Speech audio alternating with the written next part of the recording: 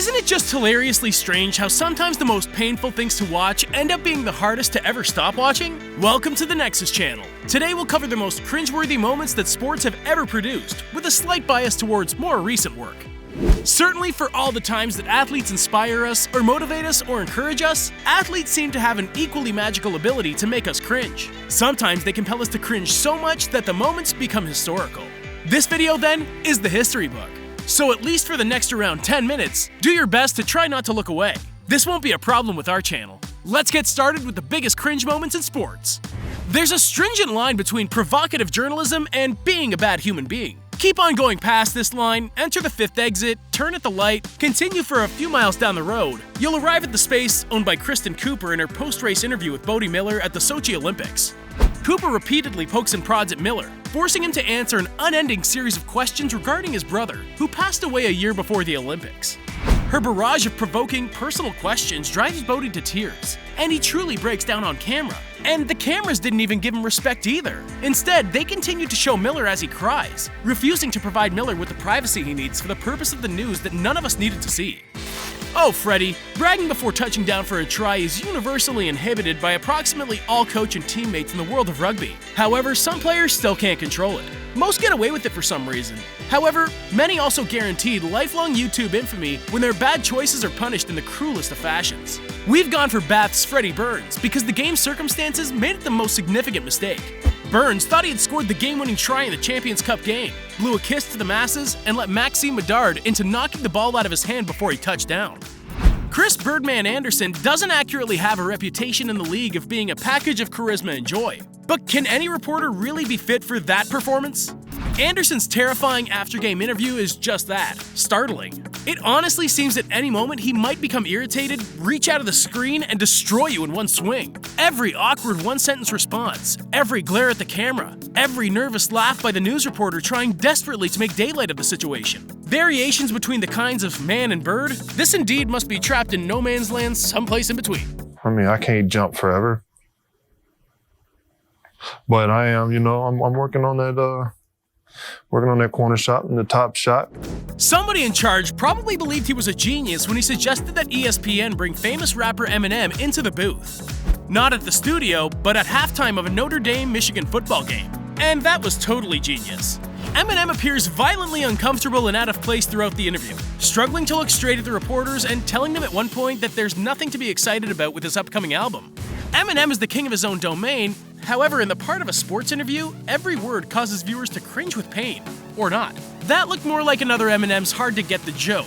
And that was brilliant. Ruben, who was helping produce that with you, Marshall, when you did that? Yeah, sorry. Live TV. Live TV freaks me out a little bit. No. Yes, I'm sorry. What was the question? AJ McCarron's wife, Catherine Webb, is beautiful, and nobody understands that better than ESPN's Brent Musburger.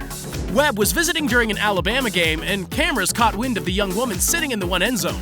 Musburger had obviously never seen anybody like it in his life.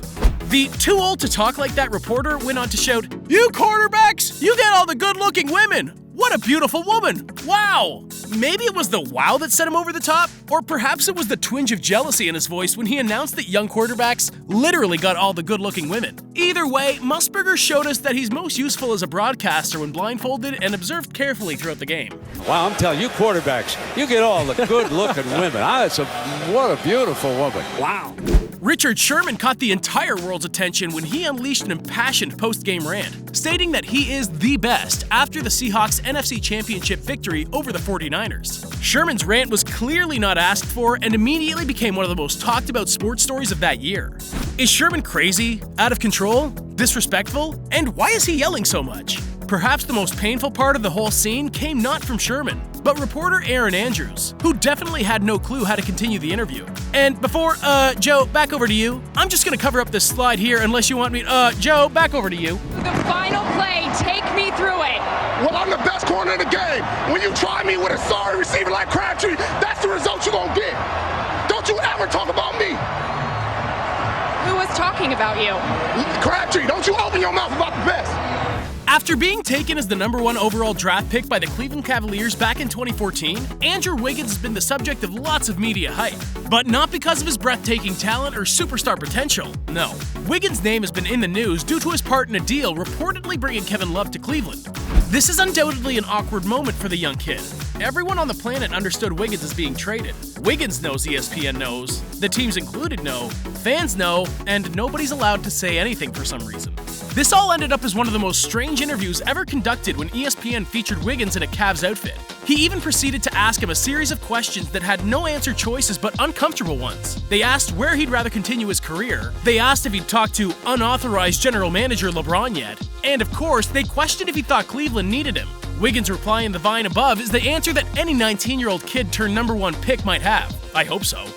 There's a deep tradition in American football of celebrating a touchdown offensively early only to drop the ball reaching the line. American football players have never been the most self-effacing people. Thanks to them, the persistently low-key Alan Shearer means of celebrating a score. Each touchdown has to be simply the prelude to some ludicrously flashy and intricate post-score dance. Or, indeed, pre-score dance.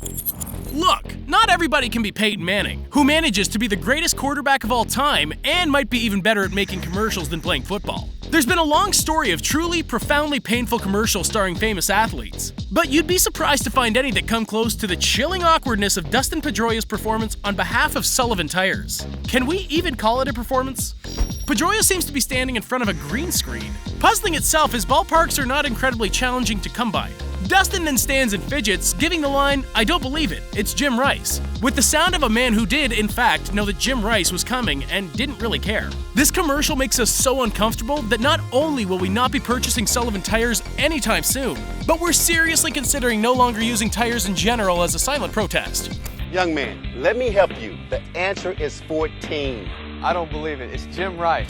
Anthony Bennett turned in such a historically lousy rookie season for the Cavaliers, made even worse by being selected #1 overall in the draft. It became almost fascinating to watch by the end. Bennett seemed so out of place so much of the time, it was tough to believe that he had ever done anything to demonstrate potential in the first place. Bennett's endless woes can really be summed up by this one shot, featuring 2 misses in a matter of seconds, including a botched dunk. The whole year was like a bad dream that nobody got to wake up from at the end. Every time he got the ball, LeBron-starved Cleveland fans cringed like even they had never done before. Jim Rome, broadcaster, likes to tease. Jim Everett, the NFL quarterback, is compassionate. Mix it up and what do you get? One of the most embarrassing moments in the history of sports interviews.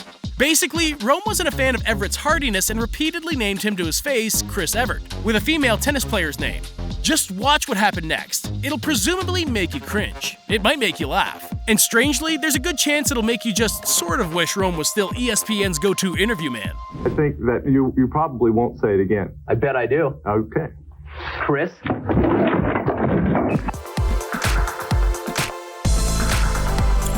The infamous butt fumble, the play that was so embarrassing, so infuriating, so painfully cringeworthy to watch, every mention of the word butt is now enough to carry Jets fans into a fit of rage. There's never been anything like it. The butt fumble right now is Mark Sanchez's legacy. It became all he was remembered by. And grievously, it was a legacy that sort of fit the career he was fixing together on the Jets anyways. You have to find some feelings for the guy. I mean, that was a big butt. Even the best of us might have struggled to avoid contact with it altogether. And as much as that game may have made Jets fans cringe, an awkward reminder of the Jets' offensive state at the time, it keeps in the rest of our hearts as a warning that even when you don't regularly get the quarterbacking performance that you want, sometimes you still receive the butt fumble that you need. During the 2014 World Cup, RTE came back from a break possibly without informing the panel. By the way, Didi Hamann suddenly putting away his phone is a hugely underrated moment. Generally, without any knowledge of the red light, Eamon Dunphy was getting loose and dropped in a couple of F-bombs before Bill O'Hurley returned order. Eminem style, don't you think? A few minutes later, the show was back from yet another break, and this time Eamon was ready, with an apology directly to the camera. There was probably no need for it. Wonderfully cringe. Just as usual, après-match made it all good. I thought he was fucking dreading it. Sorry, we're on air.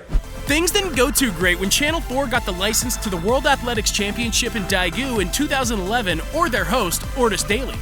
At the end of the broadcast, a mix-up that was more than likely not his fault led to the most cringeworthy outro to a live broadcast of all time. We've seen some action this morning as well. Jessica Ennis, good night.